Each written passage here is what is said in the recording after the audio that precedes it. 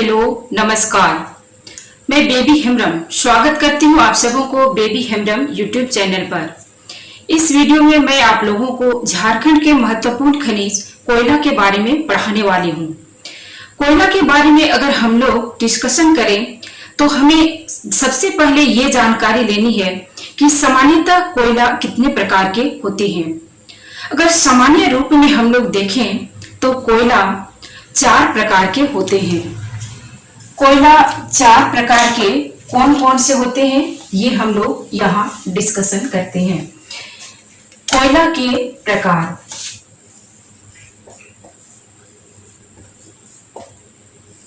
कोयला के प्रकार। कोयला 4 प्रकार के होते हैं। पहला अगर हम लोग देखें तो एंथ्रासाइट कोयला, दूसरा अगर हम लोग देखें बिटुमिनस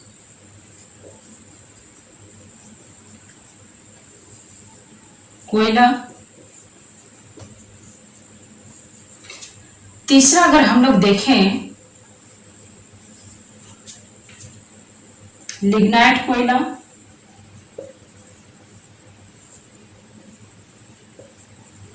और चौथी पीट कोयला।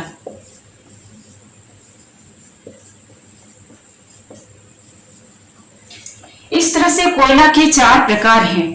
पहला एंथ्रासाइट कोयला, दूसरा बिटुमिनस कोयला, तीसरा लिग्नाइट कोयला और चौथा पीट कोयला। अगर हम लोग एंथ्रासाइट कोयला के बारे में देखें तो एंथ्रासाइट कोयला रूपांतरित चट्टान का उदाहरण है। रूपांतरित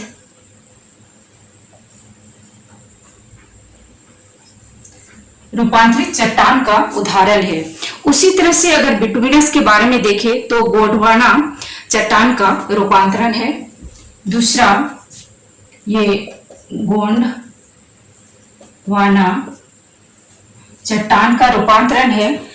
और तीसरा अगर हम लोग देखें लिग्नाइट, ये अवसादी चट्टान का उदाहरण है। अवसादी चट्टान का उदाहरण है।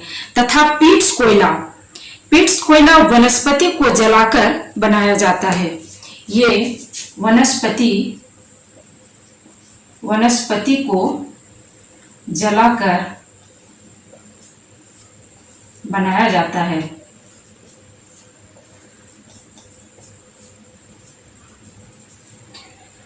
लिग्नाइट कोयला के बारे में अगर हम लोग देखें तो सबसे ज्यादा भारत में लिग्नाइट कोयला राजस्थान में पाया जाता है। लिग्नाइट कोयला सबसे ज्यादा राजस्थान में पाया जाता है।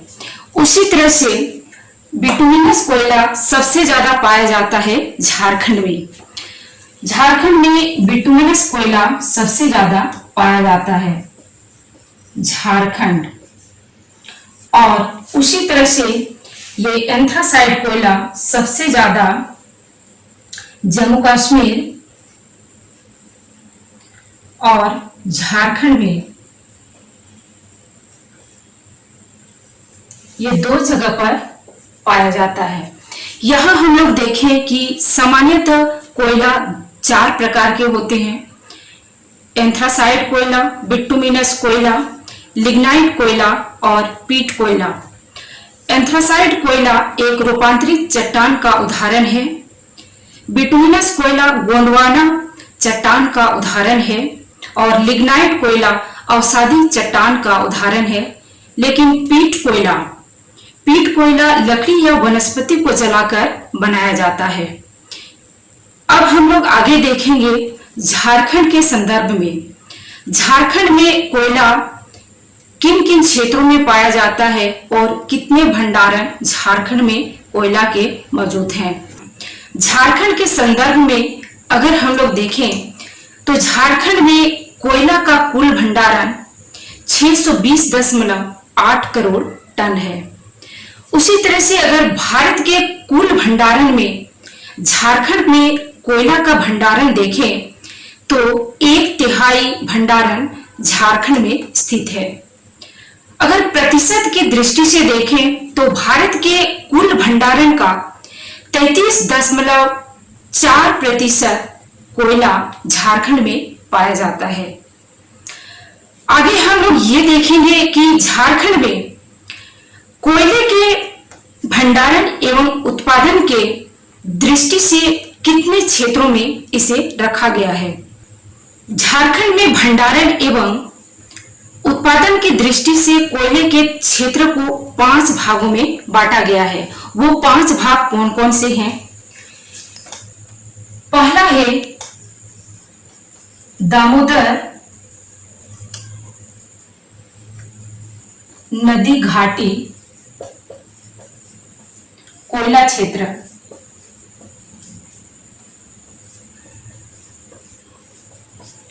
दूसरा अगर हम लोग देखें बराकर नदी घाटी या बेसिन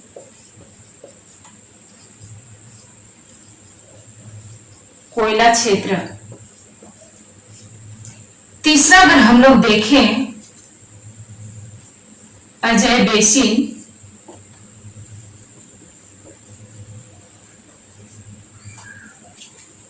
कोयला क्षेत्र।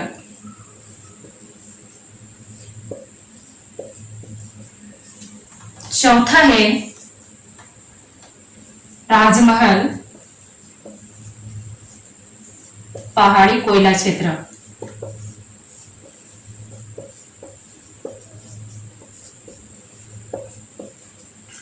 और पांचवा है उत्तरी नदी घाटी कोयला क्षेत्र।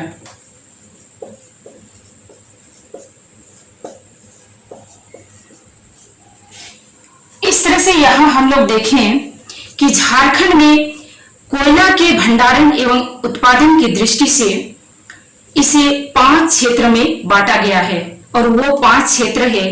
पहला है दामोदर नदी घाटी कोयला क्षेत्र, दूसरा है बराकर नदी बेसिन कोयला क्षेत्र, तीसरा है अजय नदी घाटी कोयला क्षेत्र और चौथा है राजमहल पहाड़ी कोयला क्षेत्र और पांचवा है उत्तर नदी घाटी कोयला क्षेत्र। अब हम लोग इन कोयला क्षेत्र को एक एक के बारे में डिस्कशन करेंगे। सबसे पहले हम लोग देखेंगे दामोदर नदी घाटी कोयला क्षेत्र। इस मैप के सहारे अब हम लोग दामोदर नदी घाटी कोयला क्षेत्र के बारे में समझने की कोशिश करेंगे। दामोदर नदी घाटी कोयला क्षेत्र झारखंड के किस स्थान पर स्थित है? अगर हम लोग यहाँ मैप में देखें तो दामोदर नदी घाटी कोयला क्षेत्र धनबाद, बोकारो और रामगढ़ ये 3 जिले के अंतर्गत आते हैं। ये 3 जिला दामोदर नदी घाटी कोयला क्षेत्र के अंतर्गत आते हैं।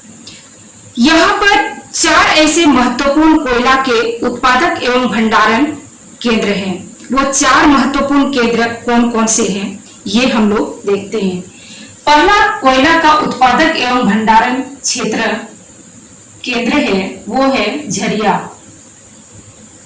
झरिया जो धनबाद जिला में है। दूसरा अगर हम लोग देखें दूसरा है कर्णपुरा। दूसरा है कर्णपुरा ये भी धनबाद में है। और तीसरा अगर हम लोग देखें तीसरा है उत्पादक और भंडारण का क्षेत्र वो है बोकारो। बोकारो और चौथा है रामगढ़। रामगढ़ में भी कोयला का भंडारण और उत्पादन होता है।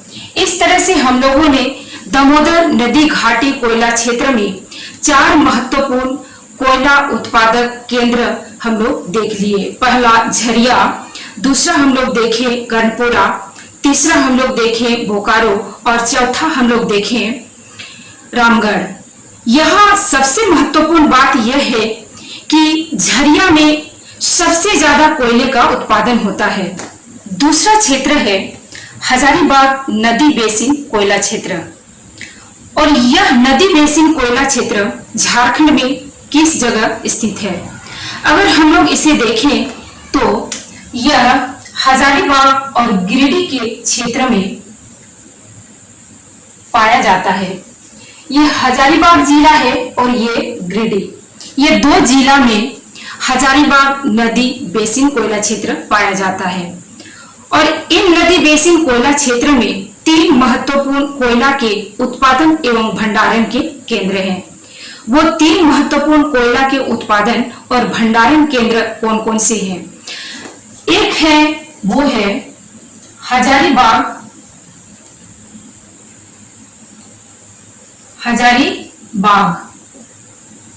दूसरा अगर हम लोग देखें तो दूसरा है गिरिडीह।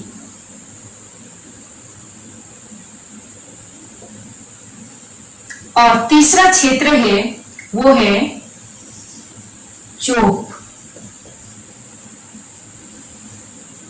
ये हजारीबाग नदी बेसिन कोयला क्षेत्र के अंतर्गत 3 कोयला भंडारण यानी उत्पादक क्षेत्र आते हैं और वो केंद्र हैं, पहला है हजारीबाग, दूसरा है गिरिडीह और तीसरा है चोप। ये 3 के महत्वपूर्ण केंद्र हजारीबाग नदी बेसिन कोयला क्षेत्र के अंतर्गत आते हैं। अब हम लोग देखेंगे आगे अजय नदी बेसिन कोयला क्षेत्र। तीसरा क्षेत्र है अजय नदी बेसिन कोयला क्षेत्र। और अजय नदी बेसिन कोयला क्षेत्र ये झारखंड में, अगर हम लोग मैप के सहारे समझने की कोशिश करें तो ये देवघर और दुमका जिला के अंतर्गत आते हैं। यहाँ पे 3 महत्वपूर्ण जो उत्पादन एवं भंडारण का केंद्र है वो 3 महत्वपूर्ण केंद्र इस तरह से हैं। पहला है जयंती, दूसरा अगर हम लोग देखें सहजोरी और तीसरा है करैया। ये 3 महत्वपूर्ण केंद्र है अजय नदी बेसिन कोयला क्षेत्र के अंतर्गत। नेक्स्ट अगर हम लोग देखेंगे तो अब है राजमहल पहाड़ी कोयला क्षेत्र। चौथा कोयले का अगर हम लोग क्षेत्र देखें तो चौथा है वो है राजमहल